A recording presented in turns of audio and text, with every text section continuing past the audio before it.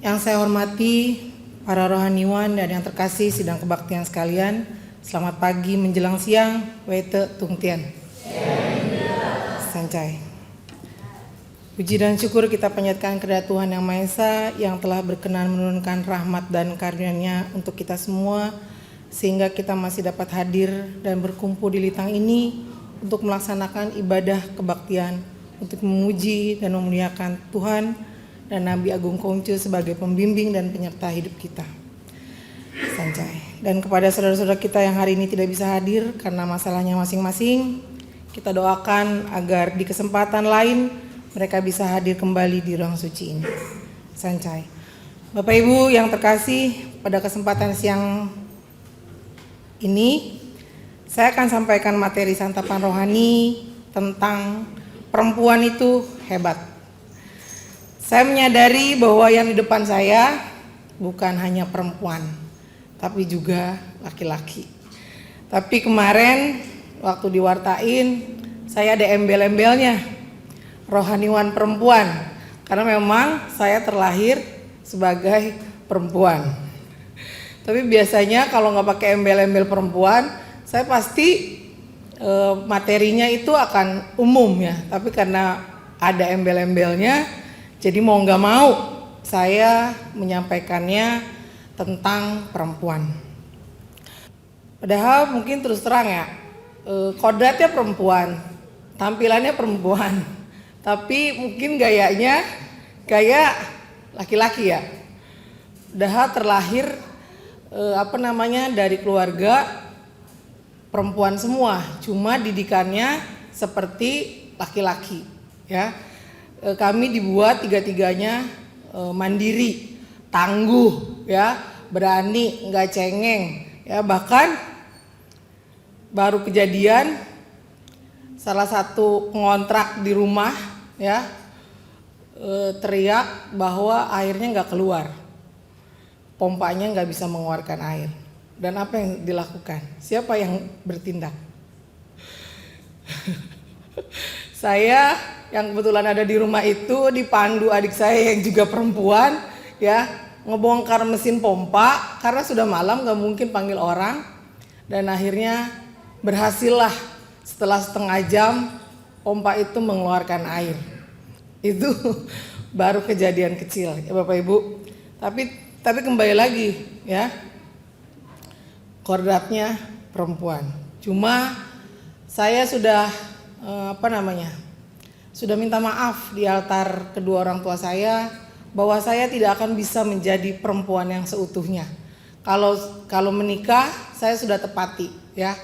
Di usia saya yang 50 tahun saya akhirnya menemukan jodoh saya walaupun berlainan keyakinan. Tapi saya minta maaf bahwa saya tidak bisa menjadi perempuan yang seutuhnya karena saya tidak memutuskan untuk tidak melahirkan, tidak mempunyai anak lahir dari rahim saya. Tapi ternyata Bapak Ibu, saya menyaksikan sendiri ya bagaimana proses melahirkan yang sangat luar biasa yang dilakukan oleh perempuan ya, bukan laki-laki. Dan saya yakin dan percaya Bapak Ibu ibu-ibu di sini pun yang sudah punya anak pasti mengalami itu. Begitupun juga almarhum ibu saya ya. Detik-detik yang sangat menegangkan terjadi ya, dan itu terjadi kepada anak saya yang nomor 2 yang memutuskan untuk melahirkan secara normal. Dan saya mengikuti proses dari sebelum melahirkan sampai sudah melahirkan. Saya melihat begitu tersiksanya, begitu stresnya, begitu bingungnya, begitu gelisahnya dia ketika mau melahirkan ya.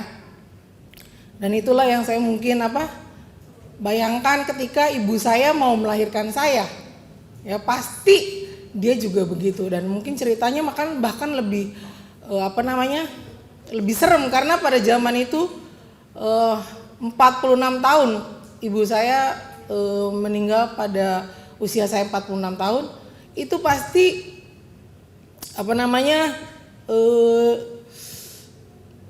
alam dunia itu ya, maksudnya tidak sehebat sekarang ini gitu ya, tidak secanggih sekarang ini gitu. Dan kalau sekarang ini harus diinduksi lah atau sebagainya. Kalau anak saya itu pakai apa istilahnya, jimbol ya, yang bola gede itu ya, dia taruh saja goyang-goyang gitu ya. Diminta sama bidan begini begitu, dia nggak, saya mau itu aja, pakai jimbol itu, goyang terus sampai akhirnya bisa melahirkan dengan sukses ya, dan bahkan anaknya lahir tanpa ada robekan ya, benar-benar normal dan tidak ada jahitan jadinya. Kembali lagi Bapak Ibu, itu yang perempuan ya dibilang hebat ya pasti hebat. Belum lagi sebelum melahirkan ya. Saya yakin dan percaya Bapak Ibu ya, hasil karya berdua sama bapaknya itu yang yang menanggung selama 9 bulan itu, 9 bulan lebih itu siapa? Perempuan. Pergi ke pasar, belanja cabai, belanja ikan, belanja sebagainya, perutnya ditaruh dulu gak? Enggak, dibawa-bawa dari umur belum ada janinnya sampai mau melahirkan dibawa. Masak ditaruh dulu gak? Enggak. Nyuci taruh dulu gak? Enggak. Dan hebatnya lagi masih begini, nasi perutnya gede, masih bisa melakukan aktivitas double-double.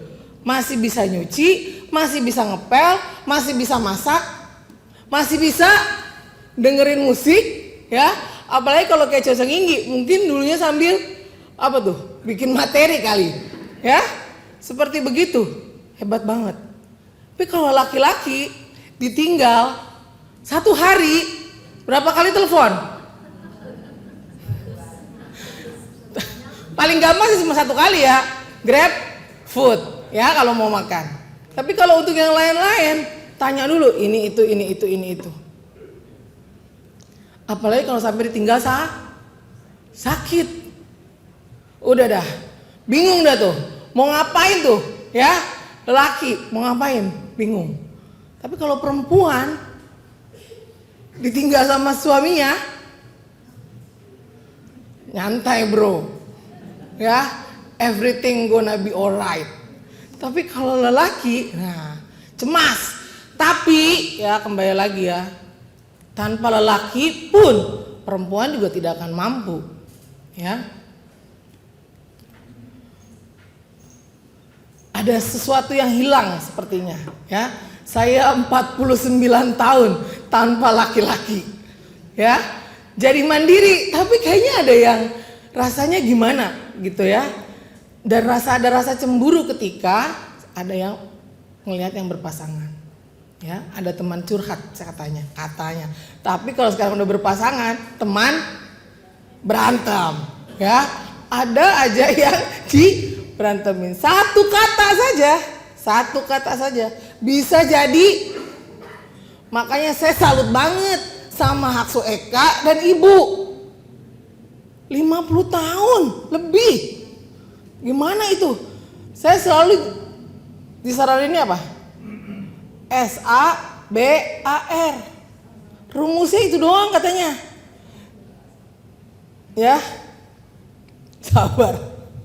3,5 tahun kayak umur jagung, udah rasanya gelisah. Ya. Gimana Bu Eka sama Haksu 50 tahun lebih. Wah, bener-bener ya, makanya selalu luar biasa. Baik Bapak Ibu, itu baru bicara tentang tadi ya, yang hamilnya itu, yang melahirkannya secara normal ya, itu dipertaruhkan nyawanya pada saat mau melahirkan. Setelah itu pun belum selesai pekerjaan perempuan ya. Pada saat itu saja anak saya saja masih terbaring saja, dia masih harus peluk itu anaknya supaya anaknya itu mendapatkan energi ya. Terus belum lagi setelah itu ya, dia masih terbaring, bleeding atau enggak. Kalau misalkan bleeding atau enggak bleeding, pendarahan. Kalau sampai pendarahan berarti dia harus tindakan yang lebih luar biasa lagi. Berarti kembali lagi nyawanya akan dipertaruhkan. Kalau yang hamil, kalau melahirkannya secara sekarang operasi begitu, sesar, ya, awalnya sudah dipertaruhkan nyawanya. Ketika dia dibius, ya, mau melahirkan anaknya, apakah dia akan sadar kembali atau tidak? Ya, kalau melahirkan secara normal, ya pertaruhannya adalah ketika bayi itu mau melahirkan. Ntar ada dibilang, saya awal-awalnya nggak ngerti, pembukaan 2 lah, pembukaan 3 lah, pembukaan 8 lah, sampai harus pembukaan 10. Apaan sih pembukaan? Pintu yang dibuka, ya? Nggak taunya bener pintu keluar si bayi, ya. Makanya saya lihat susternya bentar-bentar ganti itu sarung tangannya dia. Ternyata, ya. Terus belum lagi kalau misalkan anaknya itu kelilit tali pusar, ya.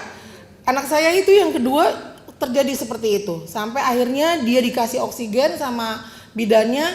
Saya sampai tanya setelah kejadian itu, bidan, itu kenapa sampai ibunya dikasih oksigen? Supaya anaknya tidak kehabisan oksigen sebelum dilahirkan.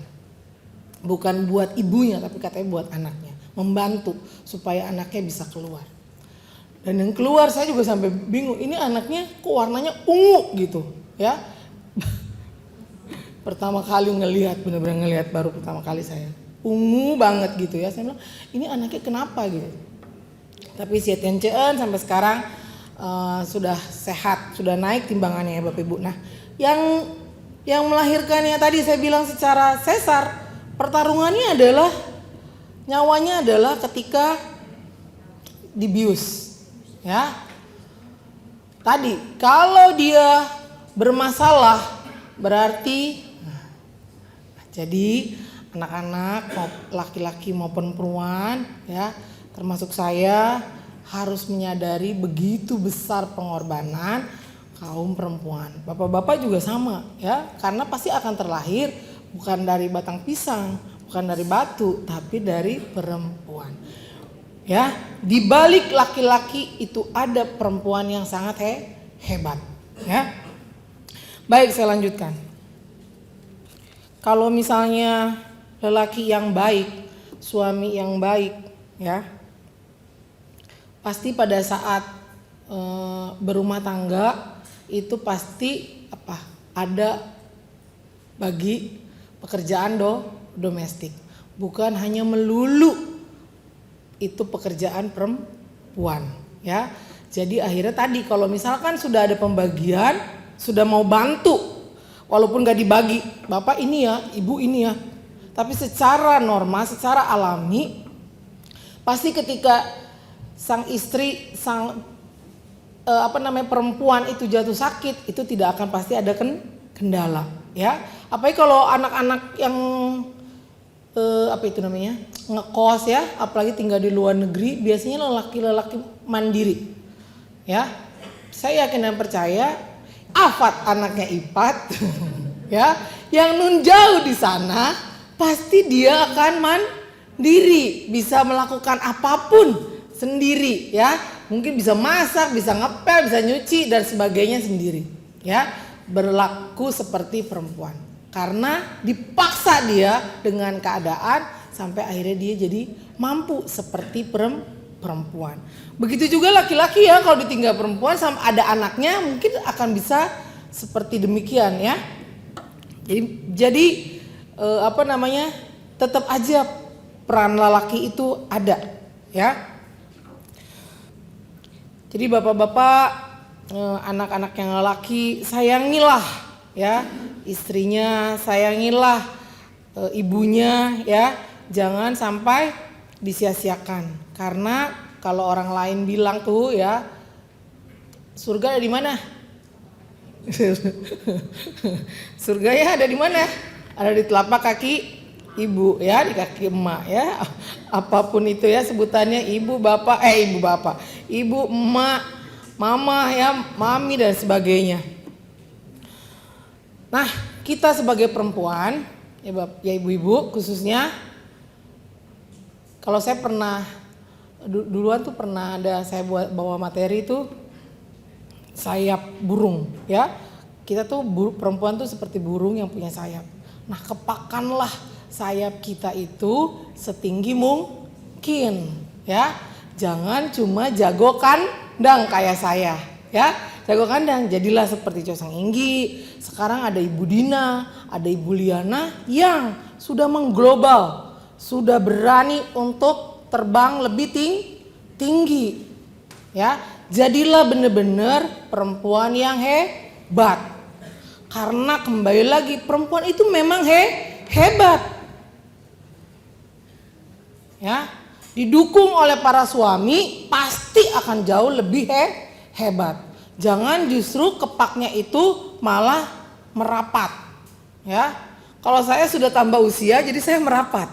Ya, kemana-mana udah nggak berani. Ya, kemarin aja karena dekat. Jadi berani. Kalau jauh-jauh saya udah rasanya ada kecemasan tersendiri. Ya, jadi kembali lagi Bapak Ibu perkuat sayapnya untuk terbang lebih tinggi. Jangan takut. Ya, jauh lebih berani. Jangan sampai kalah sama yang lain-lain. Ya. Jadi kembali lagi kita sudah punya, perempuan ini punya gen hebat, ya. Manfaatkan gen itu untuk bisa jauh lebih hebat. Jangan cuma yang saya bilang juga tuh, urusannya cuma 3 kasur sumur dapur, tapi sekarang sudah harus lebih, ya. Saya akan percaya udah banyak juga yang menjadi tulang punggung perempuan gitu ya. Buat keluarganya maupun yang lebih besar. Bapak Ibu, di Konghucu juga itu ada nabi perempuan, ya. Ada perempuan-perempuan hebat yang bisa menjadi contoh kita, ya. Siapa contohnya? Paling gampang. Iya, ibunya Nabi Konghucu, ibunya Rasul Bingcu, ya. Itu perempuan hebat, ya. Jadi kembali lagi kita jangan melemah. Ada contohnya kok, gitu ya. Kalau contoh nyatanya lagi, ya di sini ada. Contoh hidupnya ada, ya. Kalau mereka sudah tiada, contoh hidupnya ada, ya. Jadi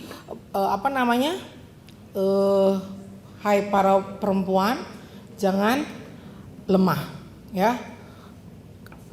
Tangguh setangguh lelaki. Dan hai para lelaki, ya, para suami, support istrinya supaya bisa lebih hebat, ya. Nah, itu juga ada nabi lagi, ya, itu Nabi Nuwa, ya, pencipta alat pemintal sutra.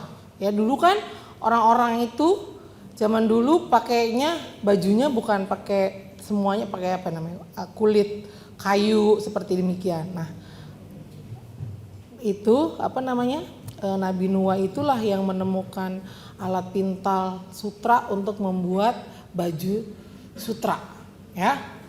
Lalu ada lagi Nabi Leicu, ada Jing Yuan, ada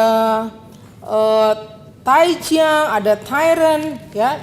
Tapi yang kita kenal itu ya tadi, ya, Ibu Gantincai sama ibunya Rasul Bingcu.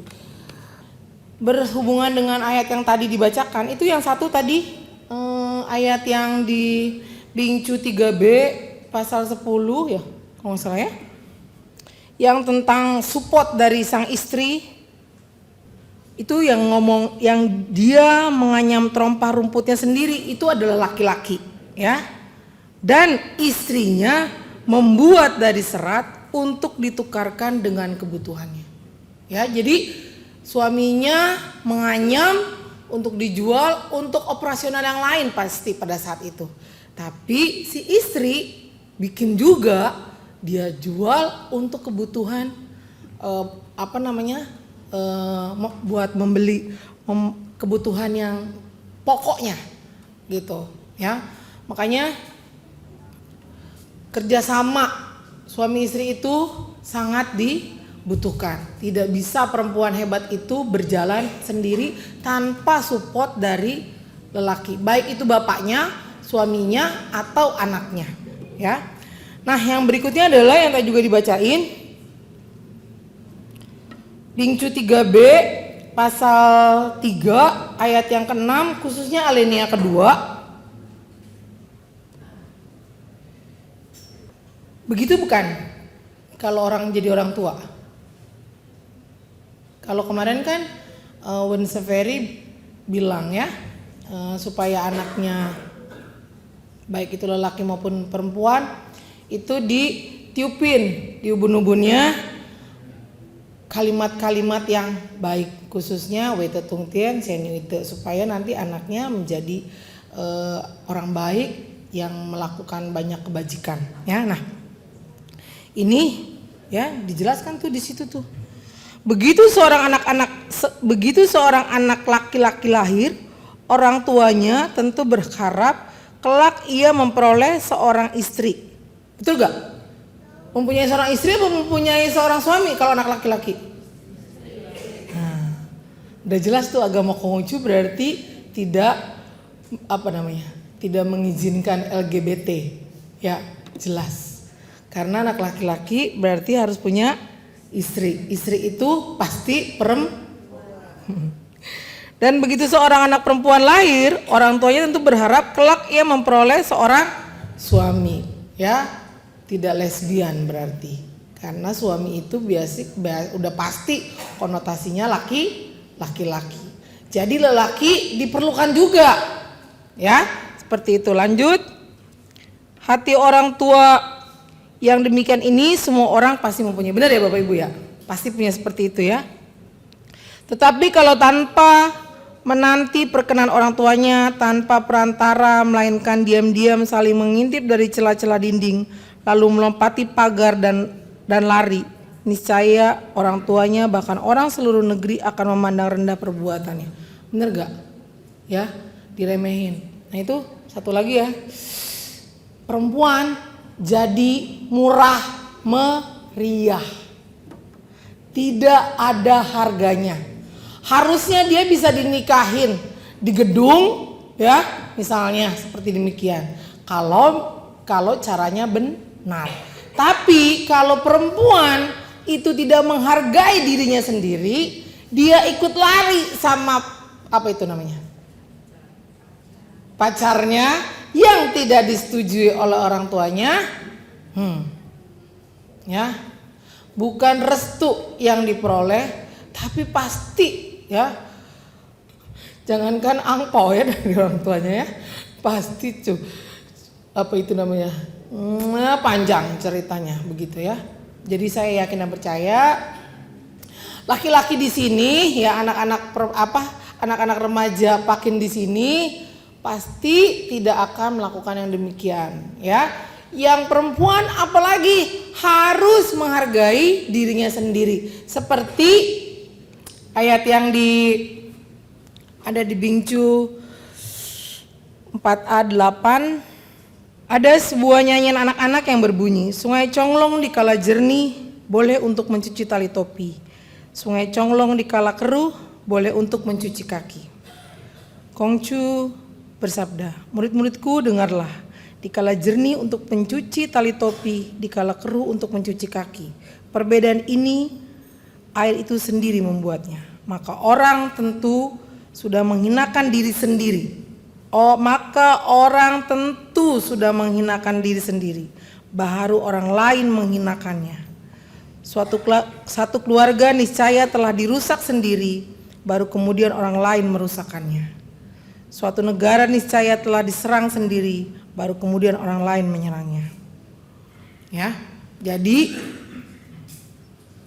kalau kita mau dihargai orang lain, hargai dulu kita.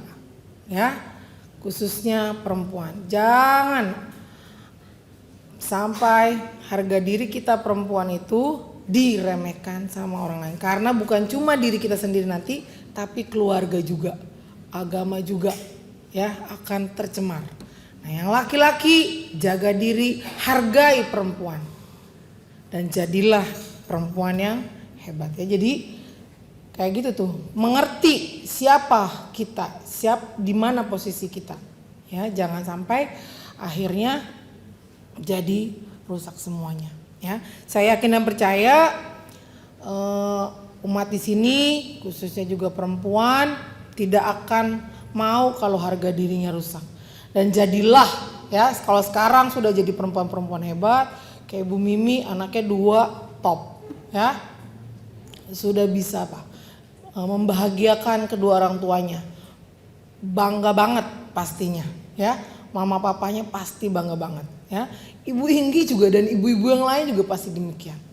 Saya yakin dan percaya, jadilah, dan memang sudah jadi perempuan hebat, tapi jadilah perempuan yang jauh lebih hebat. Beranilah kepakan sayap yang jauh lebih tinggi supaya kita hidupnya lebih bermanfaat. Dan para bapak, para bapak laki-laki, sayangilah para perempuan. Kalau punya anak perempuan, bantulah dia untuk menghargai dirinya. Jangan sampai dihinakan sama kaum laki-laki. Dan kalau yang punya anak laki-laki, ingatkan untuk menghargai ya perempuan, karena perempuan pertama itu adalah ibunya ya. Makanya saya suka ngeledek cinta pertamanya laki-laki itu siapa? Cinta perempuan itu siapa? Pasti kedua orang tuanya ya. Dan itu menjadi panutan. Saya juga begitu tuh. Akhirnya makanya panutan saya, papa saya, akhirnya saya dapat juga tuh kayak papa saya. Sama-sama agamanya juga sama, gerejanya juga sama ya. Dapat ya, karena cinta pertama saya papa saya. Baik Bapak Ibu, itu saja yang dapat saya sampaikan ya. Buat para perempuan-perempuan dan juga para bapak-bapak. Terima kasih atas perhatiannya, dan terimalah kembali salam penangguh iman, bahwanya dalam kebajikan Tuhan berkenan. Wete Tung Tian.